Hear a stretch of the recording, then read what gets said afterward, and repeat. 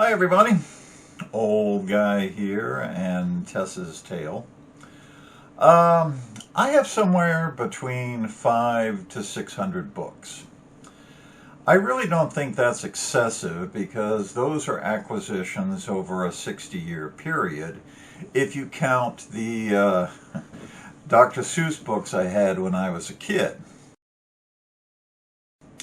I've probably lost or tossed an equal number of books in that same time period, including those same Dr. Seuss books, which, boy, do I regret now.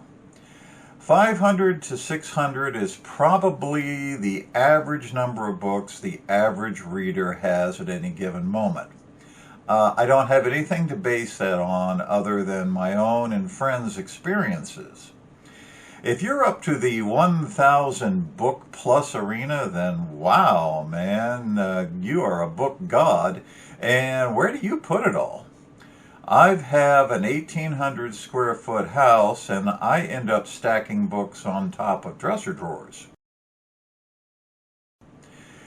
Which isn't good for them, I know. I'd buy more bookshelves, but furniture acquisition is exclusively a wife province, and she thinks end tables are far more important.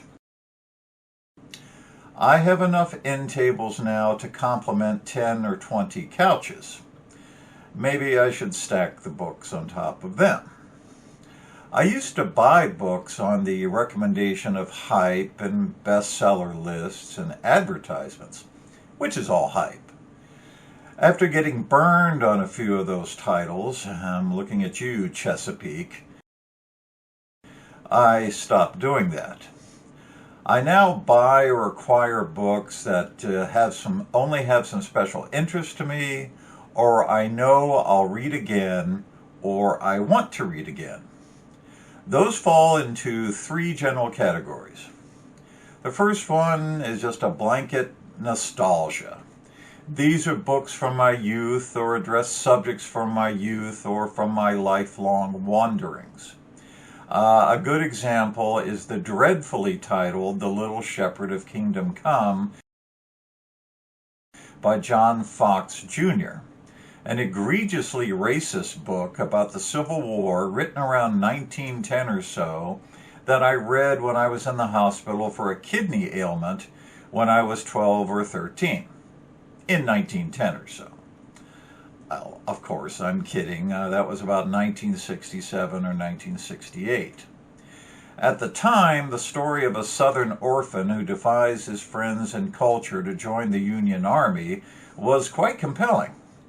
Today, not so much. All that egregious racism is a bit of a turnoff. But I still have a copy, and I still read it from time to time. I'll read books set in LA, Lower Alabama, or South Jersey, like, this one here. They're in the same category of nostalgia types. Any place, actually, that I have memories of, fond or otherwise, like books by Richard Russo. Second category is nonfiction, usually histories, but I do have a couple of Steven Pinkers because the brain man, and some physics books because the universe man. Associated with these are historical fiction books about the period of interest, like all those Neil Stephensons that I have. Nothing like historical fiction to humanize history, although some nonfiction histories are compelling stories in their own right. I also buy books about books, like this one by Larry McMurtry. But my main thing are anthologies. Science fiction and fantasy mostly, but short stories too, if they cover a period or something of interest, like this one that's filled with Gothic tales. These are collections of stories that I devoured in the 70s and 80s, and if I run across a Gardner Dozius or a Robert Silverberg compilation anywhere, I snatch it right up. First edition, book club edition, reprint, don't care. I want the stories they carry. I do have some more recent anthologies, like ones that Neil Clark put out, but those are of secondary interest to the classics. I don't know what it is, but newer sci-fi stories leave me a little cold. They feel like been there, done that. Although some of them were pretty good. I'd rather read Nancy Kress's Beggars in Spain for the 100th time, though, than anything by Ken Liu. So where do I get my books? Where do I buy them? No, not Amazon, not even Barnes & Noble. That's because they don't present a challenge. They're sure things. If you don't see what you want on the shelf, then ask for it, and presto, books are sent to you. Okay, what are we doing down here? Cats are fighting. How boring that is. Not that the cats are fighting, but, just finding books that way. I treat book buying as a treasure hunt. The joy of stumbling across a remembered book or an intriguing story never heard of before. That's fun. That's the rush of book collecting. I mean, I look for hidden nuggets that are there at certain places. Usually, my main place are thrift stores. Yeah, I'm cheap. Because spending $30 for a brand new hyped up book that the Bryn Mawr graduates living on the west side of New York rave about is akin to buying a new end table as far as I'm concerned. Besides, in thrift stores you can find out of print and first and second editions and some excellent books. I once found a signed copy of How the Irish Saved Civilization in a Goodwill.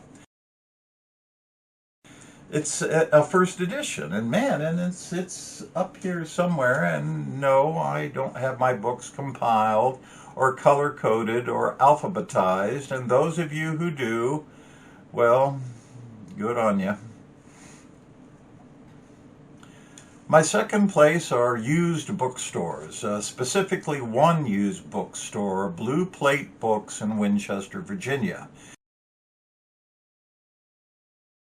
And I am not allowed to enter there anymore because I spend all the end table money when I go in, and I walk out with about 10 or 15 books that I now have to find a place to stack.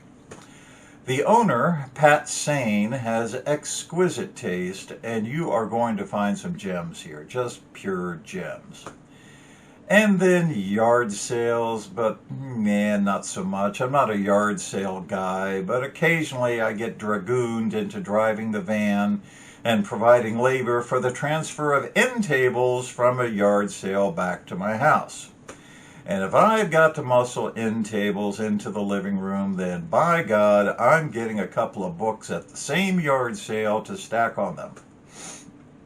Now, I did once go to a book auction, specifically Larry McMurtry's last book sale in August of 2012.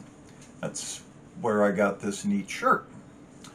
I've got a fairly detailed blog post about it, so I won't bore you. If you're interested, you can go here, this place. Now, of course, these are great places for older books and has-beens, so how do I get briefed on the new releases and what's happening now? Bestseller list? God, no. Only one place. The library, of course. Old guy here. See you later.